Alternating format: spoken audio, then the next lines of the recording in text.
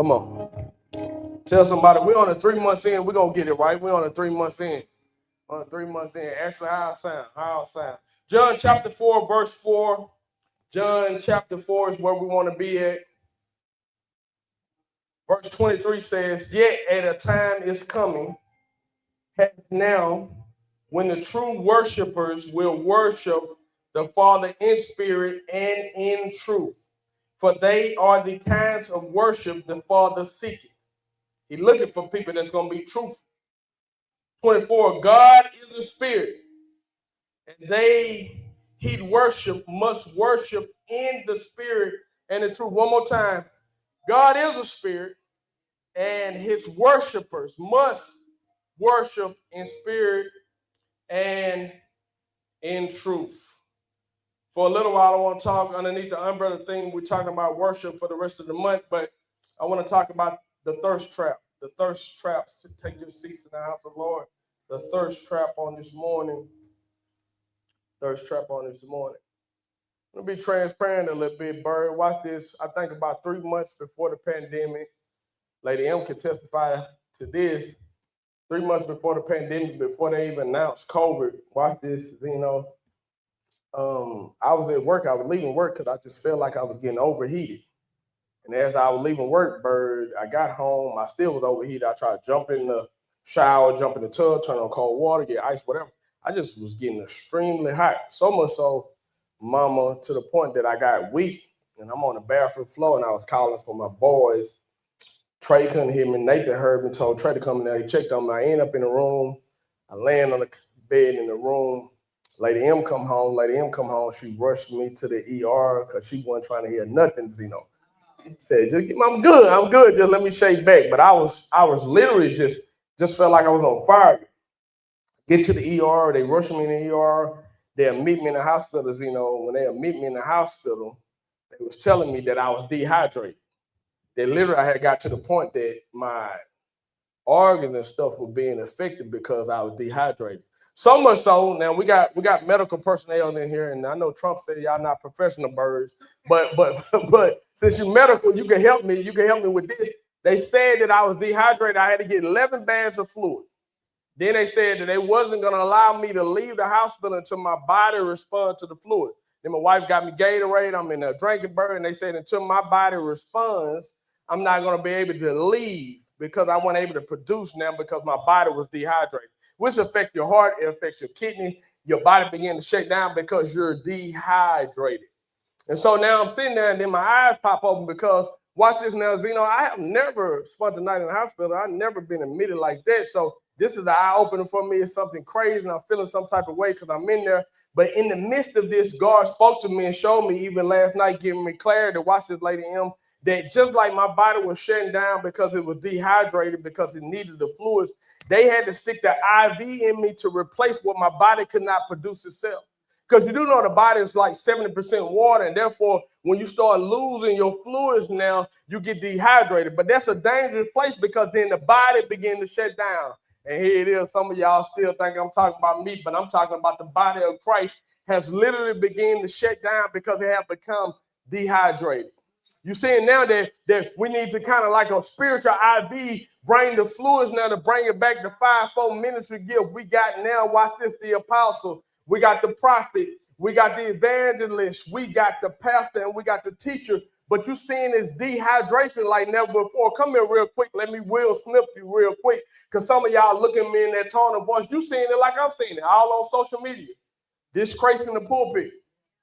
Come on now, I ain't the only one. You seeing all kind of mess on TikTok and people saying preacher doing this, preacher doing that, but not only preachers, but even the people in the church, the saints and the judgment that's in the church. And you seeing all this going on. And I want to say the only reason why we got chaos going on in the body is because the body is shut down simply because it is dehydrated. There you go. We on the same page. Here it is. So when something dehydrated, you got to be careful. The doctor told me they had to stick me with the IV because I was at the point my body needed to be restored, and it was something that I couldn't reproduce myself. So therefore, some outside entity had to come in and help me. And I come to tell you, God sent me as a spirit, the IV on this morning to inject you on this morning, to rehydrate you to your purpose and your plan and the destiny that God has for you on this morning. But you got to be careful because we all suffer from being thirsty. So when I talk about the thirst trap on this morning, I want to tell you now, it's very difficult now to maintain and to have balance in life when you're thirsty.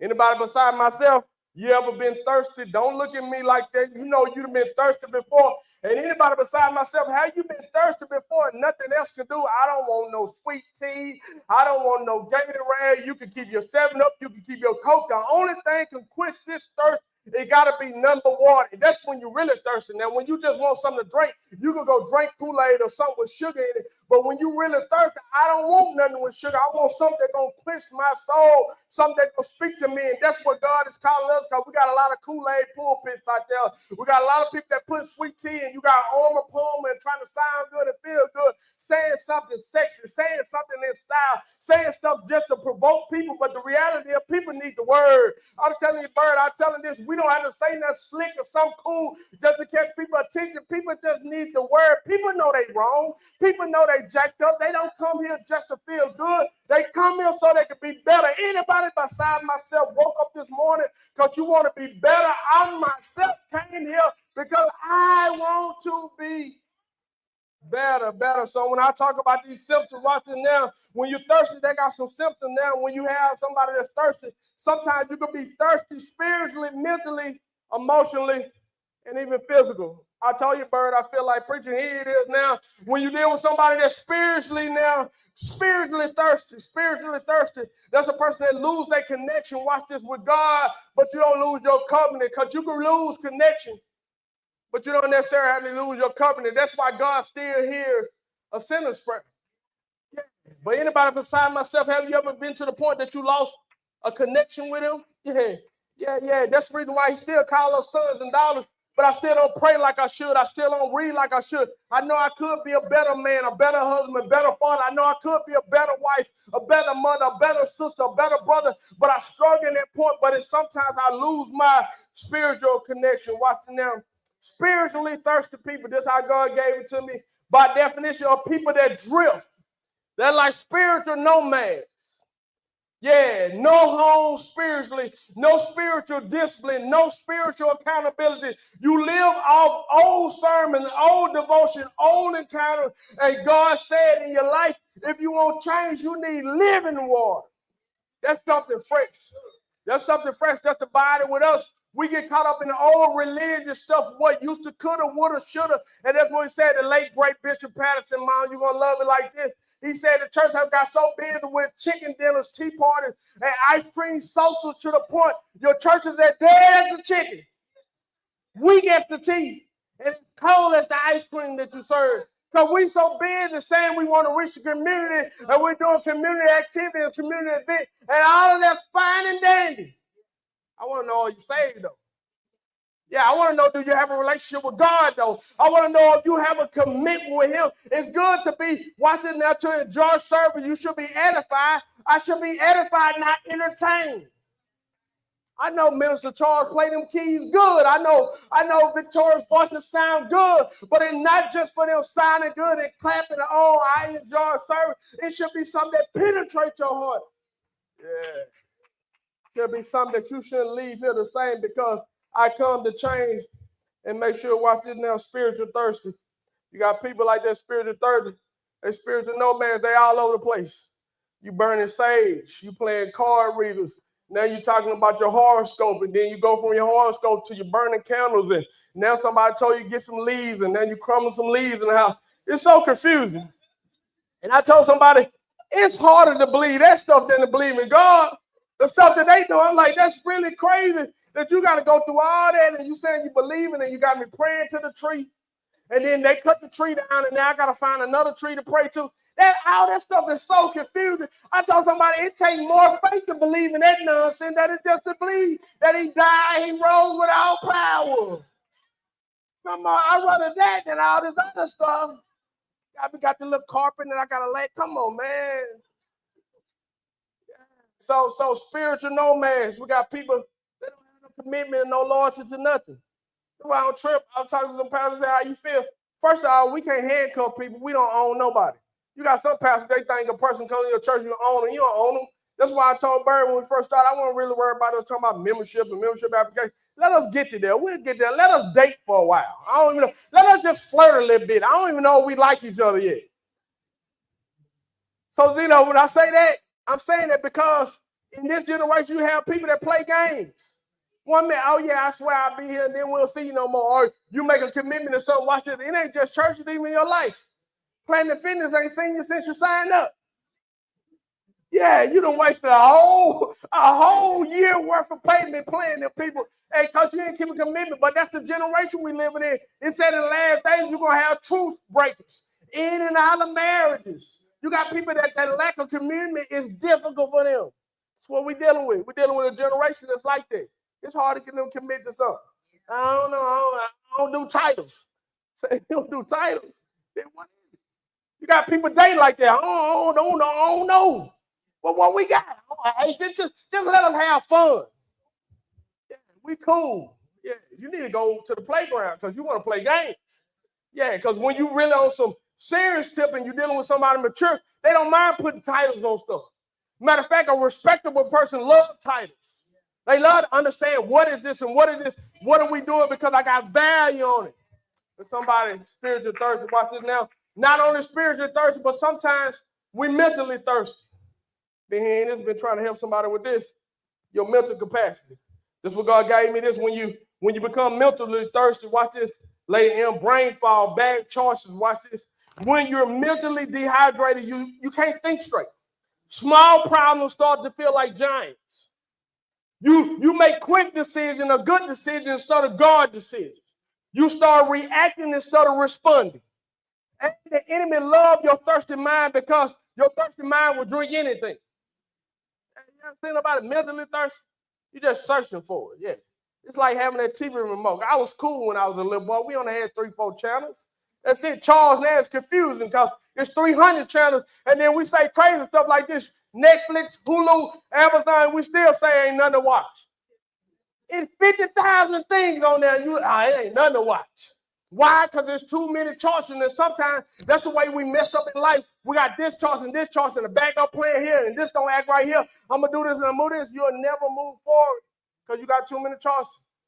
Yeah, I got a 19-year-old son here in Japan. I told him you gotta make choices. You can't have all the choices. You can't like all the girls either. All of them, they look nice, but you can't have all of them. You got to make the choice for everything. When I talk to a man, I talk to him about commitment. It's in your mind. It starts here. That's the battleground of your mind. You got to settle your mind on your choices. Every choice ain't going to be a good choice. Every choice ain't going to be perfect. But it's your choice to stick to what it is that you're doing and ride it out. We have a generation, you don't want to ride out the hard things. Sometimes you got to ride out your bad choices. People calling your phone. I don't know why they keep calling your phone because you're old. Some bad choices. And I tell people, once you get on the right path, don't think God will undo your wrong choices immediately. The last 3 years, you did what you want to do. You gave 2 offerings and God for the spiritual finance. I'm looking for a financial miracle. No, you're not. You're looking for some discipline. Pay them people that you own. Show God that he can trust you to be a good steward. Then watch him start changing your finance. Let me keep going for y'all. Vote me out. Here it is. You got people that emotionally thirsty. Let's deal with this emotional intelligence. I say this, and I want you to grab this in your spirit. Tweet this, post this, get it in your life. Facts over feelings. But then faith is over facts. Say it more time. Facts over feelings. Don't nobody care about your feelings. We care about what the word of God say. But then watch this. Over the facts now, we're going to go with faith. In other words, instead of getting your feeling, being emotional and just reacting, make sure you're responding. The difference between somebody reacting and responding, there's somebody that actually took the time to think about the process of my next step. See, some of you got arguments and problems even going on in your home because you started reacting. You say, what? Who you talking to? When the words say a kind word, turn away wrath. All right, baby, you got that. I'm sorry, even though I know I ain't wrong. That's cool because I know a peace. It said a wise woman build a house. So building a house today might mean I got to bite my tongue today. Yeah, watch this now. Man, leading a house might mean I have to be humble enough to be the first one to apologize. No, she being moody. Still going to go in that living room, even though I know in the back of my mind I feel like I'm right. Still going to say, you good. Yeah, do my part, because watch it now. I understand we're building together. So emotionally, this is how the enemy comes. Because we have an empty heart, he gave me this. Emotionally, dehydration is when you look, watch it now, something look like love, but it's really lust. The attention, watch this now, become affections. Watch this, a compliment become commitment. You give too much too soon to too many people that don't deserve access to what you give. That's why Jesus said, if you drink from me, you'll never thirst again. Because sometimes you could be running on empty because you gave yourself to too many. I'll tell somebody, how you gonna give yourself to everybody? It ain't nothing left. And see, some of y'all done gave so many people a piece of your mind till you don't have no mind left. And that's what it is about life. Sometimes you got to understand that you got to value that everybody deserves a piece of your time. You can't make sure everybody have access to you all the time. Yeah, sometimes you got to turn the phone off. Sometimes you got to tell people no. I told somebody I don't mean no harm, but I can't do that right now. Well, I think Pastor already do, you can do it. And they love to get me. They'll put that pastor in front of it as if that's just a step of approval. Pastor, you can say pastor all you want to. There's 3 today, though. 3 said no. So the thing is, you got to understand as you move, it's okay to say no. Try it with me. Everybody together say no. I'm telling you, it's so much freedom in you saying no. I dare you to just practice that for the rest of the year. Watch how much free you'll be in your life, because you'll let people put pressure on. Well, you know, if I don't do it, she's going to get mad. Get mad. Well, you know, if I don't do it, mama and them going to say that. Let mama and them do what they do. I told somebody, this is my peace. This is my life. I gave somebody all the way up until 35, and then I buried that guy. Yeah. Buried before I came to Texas, I buried. You guys seen, I came back to Shreveport. I had a bald head and everything. I buried him in Oklahoma. Yeah, they used to call that guy Baby Boy. He used to do everything. He do everything for everybody. I've been on battle. I had to wreck the police car because I didn't get no sleep. Nobody care I wrecked that police car. They didn't care if I got killed that night. Oh, she said she did. She did. I'm sorry. She's sorry. But I'm saying, what I was doing, I was giving myself to everybody. I'm working overtime, ain't putting in no overtime. I'm making sacrifice. And no shot at none of the people, because it's not their fault that I let them use me. See, some of y'all get mad and blame people. It ain't their fault you said yes to everything. You said yes. That's your mouth. That's your body. That's your time. You ought to say, nah, that ain't for me. That's why I love when people be honest with me. Pastor RG3, I ain't going to be there every Sunday. Cool. I love honesty like that. And let's be honest. I wish I could say, hey, you know what? I ain't going to. I just can't do it. They won't let me know. I think y'all judge me. But really, in the back of my mind, I be saying, me too. Take me with you. When you don't come, text me. Oh, they act like I want to be here every Sunday. Here it is, Bird. Watch this. Not only emotionally, it reaps on your emotion, but also physically thirsty. Your body will go to the point that it's just exhausting and burn out. You'll have that people just laying in the bed. Been out 2 whole days, they ain't got out of the bed because you literally physically exhausted. So you do yourself like that. That you so burnt out that you don't have no time for you. You don't have no moments for you. That's why I told somebody here, we try to pull back. When I started this, it's 90 minutes. I want you to spend time working through the Word of God. When I was growing up, we went to church every day. Every day. Bible study, YPWW, women workers. We had practice. We had meetings. Dad, watch this now. Choir practice. Business meeting. I was in all of that, on the floor in the corner. Watch this, Pastor A department. We had Pastor A night on Friday night. You can't pick a better night, Pastor. You got all the stuff going on where you pick Friday night to come in to give to the pastor. Y'all ain't want to raise like I was raised. So my whole life is that. No, you can't play football. That's Bible study.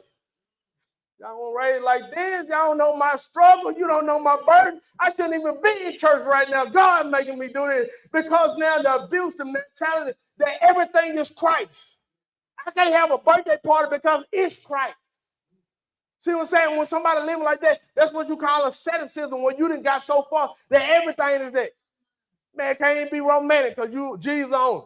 Yeah, that's good right now. I ain't trying to listen to no Jesus music right now. I'm trying to make my own music. You talking about Jesus. That mess up everything. You don't think he feels some type of way? When you put this stuff before him? I've seen homes messed up. I've seen marriages destroyed in the name of Christ. Let me help y'all. We say this for pastors. And I told somebody I had to learn this early on because I was a young pastor. Impact Church is God's bride, not mine. Yeah, Impact Church is God's bride. Now, this is not my wife. That's my wife over there.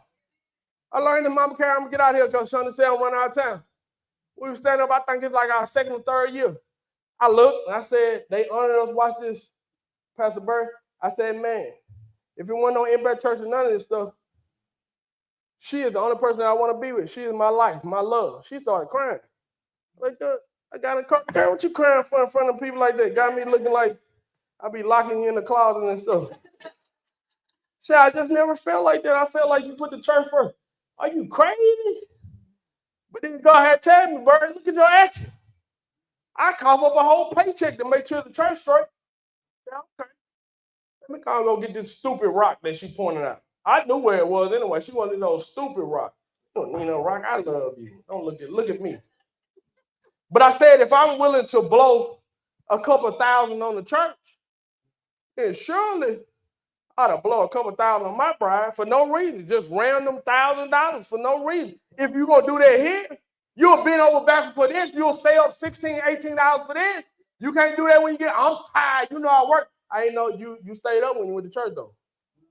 Give me that same energy. Oh, that's God work, right?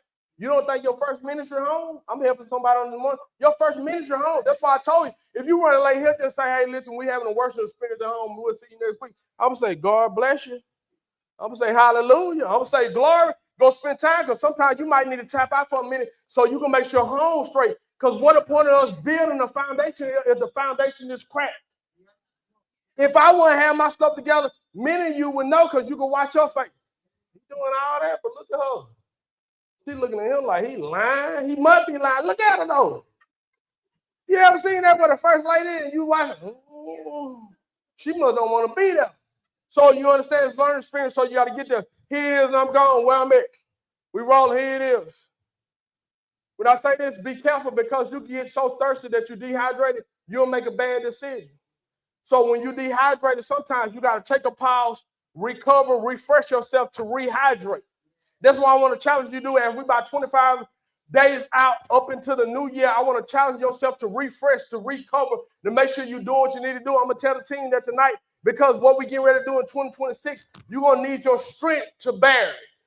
So now you got to take this time to get it. But here it is. This is what I'm trying to get. Let me Masonize just a little bit to urbanize, to unpack this theology, to enlighten somebody's psychology on this morning. Somebody say, preach RG3, let him cook. I'm in the kitchen. I feel like cooking. Here it is. When you realize this in John now, it's not a part of the synoptic gospel, Matthew, Mark, and Luke. Because Matthew, Mark, and Luke, they write similar, so they call them the synoptic gospel. But they call John now the Johannine gospel because he writes totally different. Somebody say it's okay to be different. It's okay to be different. So it is John write different because John don't focus on Jesus' humanity. He focused on his divinity. Yeah, the rest of them, Matthew, Mark, Luke, you see they open up talking about Mary at Bethlehem and Mary giving birth to Jesus. But John started off saying, in the beginning was the Word. We skip it over, Mary. We're going straight to the beginning. In the beginning was the Word. The Word was God, and the Word was with God. In other words, John said, don't get it twisted. Jesus is deity. Yeah. It's the hypostatic unit, meaning God is God, but he also human at the same time. So John said, don't forget that he's God too. My dad would say it like this. He's so much God that he created a cow, but he's so much human, he'll drink the milk. Then he's so much God that he can walk on water, but then so much human that he'll lay on the ship while they cross over the water. Meaning he God and man. It's called hypostatic union. Meaning he could do both. Somebody say he could do both. He could do both. But here it is. I'm just giving you the background real quick. Do we show in John chapter 4? Jesus is sitting at the well. Ooh, I feel my Holy Ghost imagination. I feel like if I was in my roots and I was back at the Holy Ghost headquarters, I would tell you it's a well sitting on a well. It's a well sitting on a well. He got water that's endless that's sitting on the well. But Jesus sitting on the well, and it said the woman comes there in the 6th hour of the day. It's good burning all by itself because it said the Samaritan woman. Notice it never said her name. He wanted you to know her demographic, where she came from, Samaria. Watch it now, were beefing with the Jews. They were beefing now because, watch it now, the Syrians, they began to take over Judea. And when they took over, they took some of the Jews away, but then at the same time, they started commingling with some of the Jews. I don't like y'all, but I like y'all. And so that's where you get Samaritans from, because they part Jew, but they part Syrian. Now, don't look at me like that, because you can watch news right now. They fighting in Gaza right now. These are the same people that fight, but I ain't going to get into it real quick. I just want to give you a little history. So they beefing over this. That's the reason why they don't like Samaria. So that's the reason why when it said the Samaritan woman, when Jesus asked her for water, she said, you don't know who you asking. What she don't know is she don't know who's asking. Yeah, she said, you shouldn't dare ask me for no water. She come in the 6th hour of the day. The reason why she come at the 6th hour of the day is the heat of the day, because she can't come when the other women come. Yeah, she can't come when the other women come, because she's not considered a holy woman. Charles, don't judge me. I wasn't going to preach. I wasn't going to preach a thirsty thought, but my wife and my daddy told me I couldn't preach that. God, she wasn't considered that. She had 5 husbands that wasn't hers. So now she was embarrassed now. So she couldn't come in the public like everybody else. So she came in the 6th hour of the day. It is amazing that God will meet you right where you are.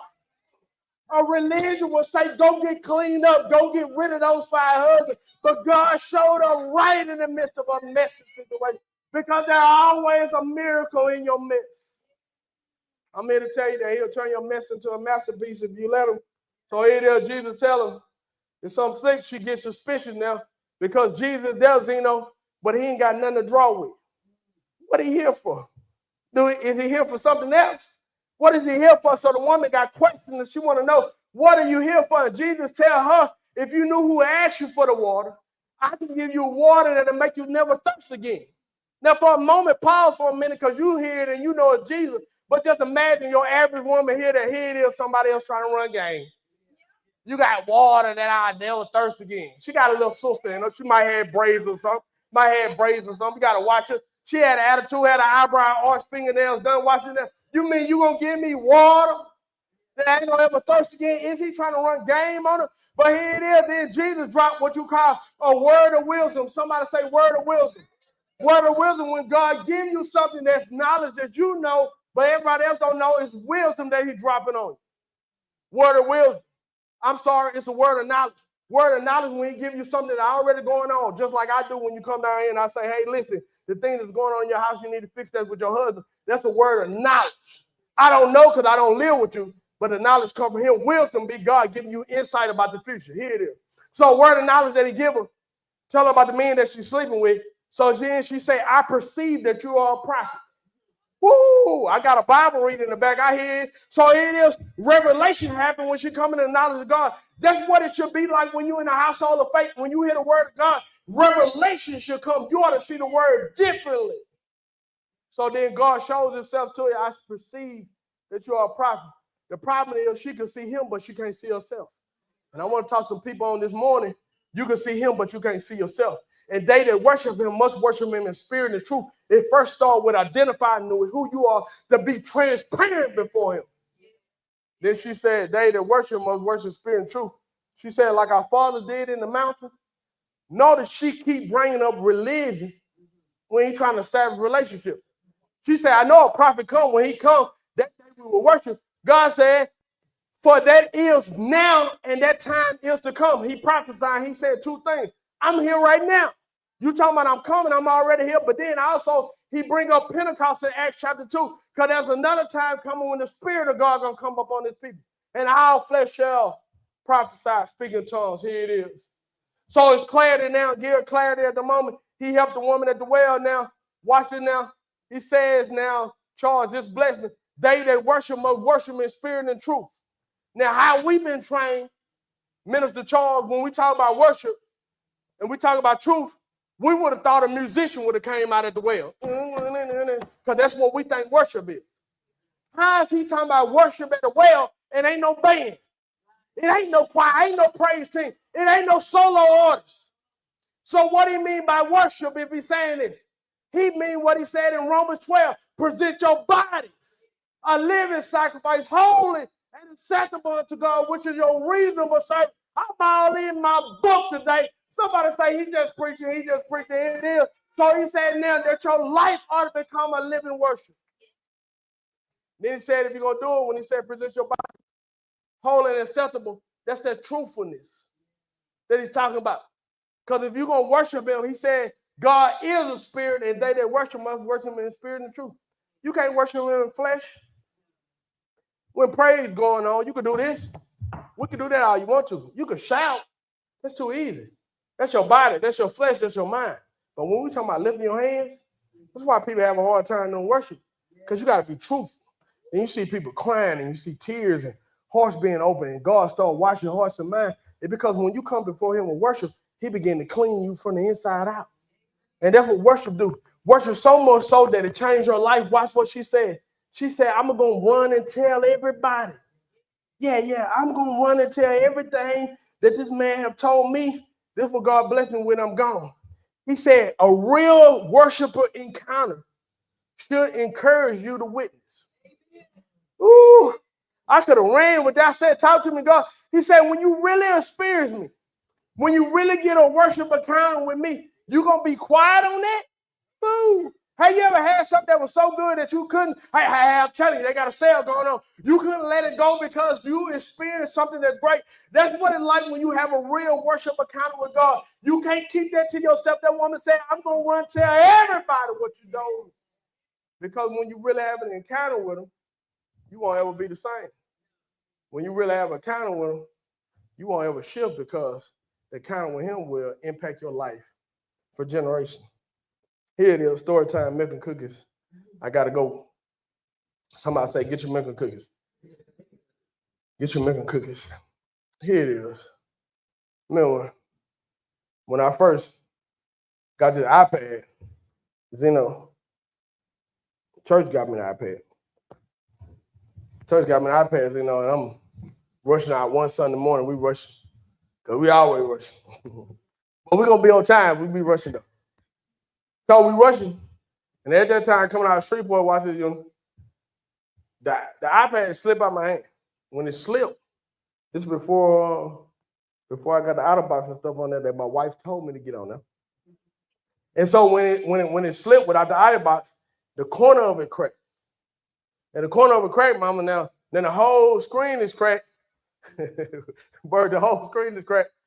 But what's crazy is I can still use it. The screen is cracked and it's messed up, but I can still use it though, So here it is. Months go by, still don't have an outer box, and somebody was making fun of me. They were like, "How you still using that iPad and it's all cracked up and messed up?" I said, even though it's cracked up and it looked bad, even though it's cracked up and it's broken and it ain't perfect, it ain't come in its right wrapping like it should, it's still usable. Oh, and I come to tell somebody the reason why my iPad was still usable is because it still had a connection to the source. It's because it still was able to connect to the source, even though it was fractured and broken. I just came to tell some people you're going to catch it on 287 on your way home or 67 on your way home to tell you that even though your life might be fractured right now, even though your life might be cracked right now, even though your life might be damaged right now, you're still usable. And I come to tell somebody this morning, the enemy got you want to throw in a towel, got you want to give up, got you want to turn your back and say, I throw my hands up, but the devil is a liar on this morning. God let you come by 115 North Main Street just to tell me you still usable. Look at your neighbor and tell them you still usable with your messed up hairline. You still usable you still usable with your bad attitude. You still usable with your messed up attitude. God still can use you. Somebody shout, I'm still usable. Please stand all over the building, play soft for me real quick. I'm still usable. But I pray for you. Those of you that's in the building, you like the woman at the well. Man, I got problems. I got issues. But on this morning, God is at the well.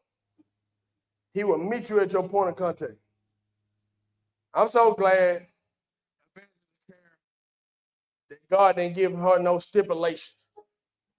No, before I decide to use you, I want you to go clean up your house. Bird, do you know when she go running back to the city telling people about Jesus, that man still at the house? Her problems and stuff are still there. He didn't say go get all that stuff fixed and then I'm going to use you. Like him, he said, why you still got that jacked up situation that mess at the house? I'm finna use that and create a masterpiece. Can you imagine?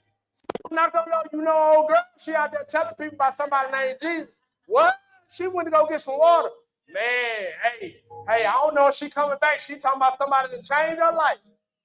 What you mean change her life? I was just with her. You were just with the old me. That's how quickly he'll change. He'll change it so fast. You know, you don't get chance to give everybody a notes. That's how you got to be the next 25 days when somebody try to remind you. Girl, you said this yesterday, Friday at work before you left. That was the old me. Yeah, baby, you said this before we left home, before we got in the car. That was the old me.